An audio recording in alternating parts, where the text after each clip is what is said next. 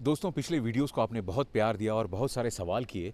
आप सभी में से एक बड़ा कॉमन सवाल मुझे आता है कि जैसा कि मेजरली 2 तरीके हैं बेलारूस में लेने के, हालाँकि तरीके तो और भी बहुत सारे हैं, पर मेजरली 2 तरीके हैं बेलारूस का टीआरपी लेने के। एक है बेलारूस में कोई रेसिडेंशियल प्रॉपर्टी ले ली जाए या बेलारूस में कोई बिज़नेस शुरू किया जाए और उसका डायरेक्टर बन करके टेम्परेरी रेसिडेंस परमिट ले लिया जाए। तो इन दोनों में से कौन-सा तरीका ज़्यादा बेहतर रहेगा? चलिए, इसके बारे में हम आज इस वीडियो में बातें करेंगे। दोस्तों, आप सभी का हार्दिक स्वागत है। मैं हूं आपका साथी, आपका दोस्त। मेरा नाम है प्रियांशु झा। देखिए, बेलारूस में अगर आप आके सेटल होना चाहते हैं और आपके पास 2 तरीके हैं जिसमें आप एक बिज़नेस शुरू करें और या फिर आप एक अपार्टमेंट लें। अगर आपके पास ढेर सारे पैसे हैं तो आप बड़े शहर में करोड़ों रुपए खर्च कीजिए या किसी गांव में भी आप अपार्टमेंट 15 लाख रुपए से भी ले सकते हैं। तो अब आपका ये सवाल होगा कि मैं अपार्टमेंट से शुरू करूं बेलारूस में रहना या फिर मैं बेलारूस में किसी बिज़नेस से शुरू करूं। देखिए, मैं दोनों को कंपेयर करने की कोशिश करता हूं। अगर आप बिज़नेस खोलते हैं तो याद रखिए, खाली कंपनी बना के बेलारूस में मत आइएगा। या तो आपको परमिट मिलेगा ही नहीं क्योंकि इंस्पेक्शन होगा, तो या मान लीजिए शुरू में मिल गया तो बाद में वो आपका रिजेक्ट हो जाएगा 1 महीने के बाद या 2 महीने के बाद, जब भी पहला इंस्पेक्शन आपके बिज़नेस में होगा। और बेलारूस में बहुत इंस्पेक्शन होते हैं। तो अगर आप खाली कंपनी बना के बेलारूस में आना चाहते हैं तो कंपनी मत बनाइए। आप बेलारूस में तभी आइए जब आप सच में कोई बिज़नेस कर रहे हैं। अब आपने बिज़नेस खोला तो आप अपनी कंपनी के सीईओ बनते हैं, डायरेक्टर बनते हैं। उसके बेस पे आप अपनी कंपनी का वर्क परमिट लेते हैं, उससे आपको टीआरपी मिलती है जो हर साल आपको रिन्यू करानी है। अब उसके अलावा कंपनी को आपको मेंटेन भी करना है। आपकी कंपनी है तो आपका ऑफिस, आपकी दुकान, उसका किराया भी आपको देना है। आपके अकाउंटेंट की फ़ीस भी देनी है। कुछ कागज़ हैं तो वकीलों के पैसे भी देना है। स्टाफ है, क्योंकि शुरुआत में आपको भाषा नहीं आती तो आपको स्टाफ की सैलरी भी देनी है। तो ये सभी चीज़ें आपकी कंपनी के साथ में लगे रहेंगे। और अगर आप पहले साल में कुछ ज़्यादा पैसे नहीं कमा रहे हैं, कुछ समझ में नहीं आया है देश, भाषा नहीं समझ में आ रही है, तो ये खर्चे आपको परेशान कर सकते हैं।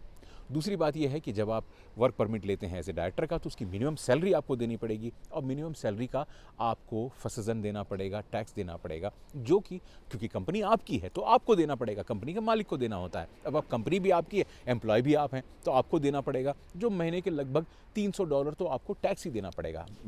आप किसी लीगल एडवाइज़र से सलाह ले लीजिएगा, मैं सिर्फ एजुकेशन पर्पज़ के लिए बता रहा हूँ। तो महीने का ये भी खर्चा और ये सभी खर्चे हैं। और अगर आपका बिज़नेस सच में नहीं चल पाया या आपको सच में नहीं पता कि आपको क्या बिज़नेस करना है, तो आपके ये पैसे लगते रहेंगे और आपने यहाँ पे कोई चूक की तो कभी भी आपका परमिट कैंसिल हो सकता है। तो अगर आपको कुछ पता नहीं है आप क्या करने वाले हैं तो शुरुआत कीजिए आप किसी प्रॉपर्टी के साथ में। लेकिन अगर आपको सच में पता है आप क्या बिज़नेस करने वाले हैं, आप उसके मास्टर हैं, आप मुझसे मत पूछिए। लोग ये गलती करते हैं, मुझसे पूछते हैं कौन सा बिज़नेस चलेगा। नहीं भाई, मुझे जो पसंद, देखो मेरी कमर का साइज़ अलग है, आपकी कमर का साइज़ अलग है। जो बातें मुझे पसंद हैं वो कोई ज़रूरी नहीं कि आपको पसंद है। जिस बात में मैं सफल हो सकता हूँ कोई ज़रूरी नहीं कि आप सफल हों। जो मुझे अच्छा लगता है ज़रूरी नहीं कि आपको अच्छा लगे। जो आपको अच्छा लगता है, जिसमें आप सफल हो सकता है मुझे लगे कि वो बड़ा फ्लॉप आइडिया है। तो बिज़नेस वही कीजिएगा अपने दिमाग से। मैं या मेरे जैसे कोई भी लोग जो आपको सलाह देते हैं वो सिर्फ आपको कागज़ों की सलाह दे सकते हैं कि कागज़ कैसे बनाएं, लेकिन वो आपके बिहाफ पे बिज़नेस नहीं कर सकता। तो बिज़नेस वही कीजिएगा जो आपको समझ में आता हो। नहीं समझ में आता तो कुछ समय के लिए आइए, रहिए, प्रॉपर्टी लीजिए। बड़ा बजट है तो शहर में लीजिए, कम बजट है तो गाँव में लीजिए।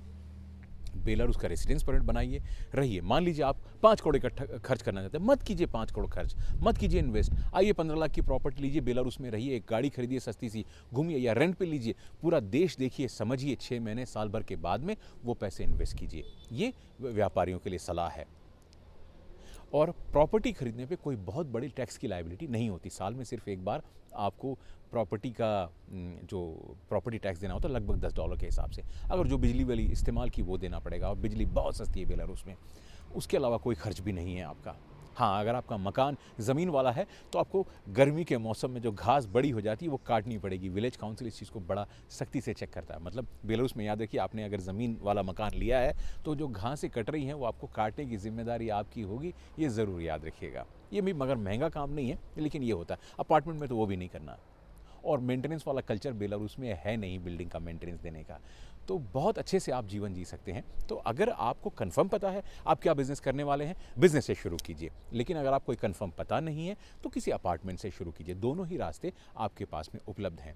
और मैं आपको सलाह दूंगा कि बड़े पैसे से शुरुआत मत करें। पहले देश में आइए, एक छोटे इन्वेस्टमेंट से शुरू कीजिए और आप टूरिस्ट वीज़ा पे मत सीखिए। देखिए अक्सर लोग कहते हैं मैं टूरिस्ट वीज़ा, एक तो टूरिस्ट वीज़ा अगर 1 महीने का लेना है, 1 महीने पूरे आपको होटल में रहना पड़ेगा और होटल में आप रह रहे हैं तो खाना भी आपको होटल में खाना पड़ेगा। आप अगर $20 का लंच कर रहे हैं, 20 का डिनर कर रहे हैं, टैक्सी में घूम रहे हैं, होटल में रह रहे हैं, $100 रोज़ के हिसाब से तो आपने महीने भर के $3000 और प्लस फ्लाइट टिकट, मतलब आपने 3-4 लाख रुपए तो यूँ ही खर्च कर दिए। और टूरिस्ट वीज़ा पे देश नहीं देखा जाता। आपको वो खर्च करने से अच्छा गाँव की कोई प्रॉपर्टी लेकर के देश में रहिए, देश को समझिए, 3 महीने 6 महीने देश को घूमिए, रेंट पे कार लीजिए या कोई सस्ती कार खरीदिए, देश को समझिए। बेलारूस बहुत खूबसूरत है, लेकिन क्या पता आपको ये शहर नहीं दूसरा शहर पसंद आ रहा हो। भाई भारत में भी तो किसी को दिल्ली पसंद आती है, किसी को मुंबई, किसी को बैंगलोर, किसी को चेन्नई, किसी को कोलकाता, किसी को हैदराबाद, किसी को भोपाल। और हर शहर की अपनी बात है और हर शहर की अपनी खूबसूरती है। तो बेलारूस में भी आपको कोई ज़रूरी नहीं है कि मिन्स्क शहर ही पसंद आए, दूसरे शहर। किसी को गांव में बिजनेस अच्छा लग सकता है, किसी को गांव में रहना बहुत अच्छा लगता है, किसी को फ्यूचर में एग्रीकल्चर करना पसंद आ सकता है, किसी को फ्यूचर में कोई पोल्ट्री फार्मिंग पसंद आ सकती है, किसी को कोई भी चीज़ हो सकता है। आपका प्यार किसी गाँव में हो सकता है आपका प्यार किसी दूसरे शहर में, मिन्स्क में ना हो कि ग्रोदनो में हो, मिन्स्क में ना हो कि गोमिल में हो या ब्रेस्ट में हो या विटिव्स में हो या मोगिलिव में हो। तो बेलारूस बहुत खूबसूरत है।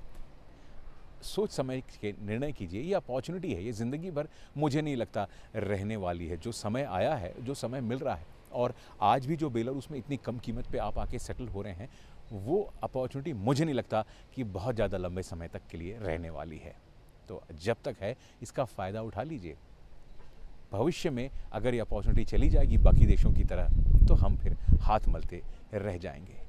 बस शुरुआत स्टेप बाय स्टेप कीजिए। किसी के भी कहने पे एक साथ बड़े पैसे मत लगाइए। ये मेरी सलाह है। मानना या ना मानना आपके हाथ में है। मिलेंगे अगले वीडियो में। तब तक के लिए जय हिंद, दस विदानियाँ।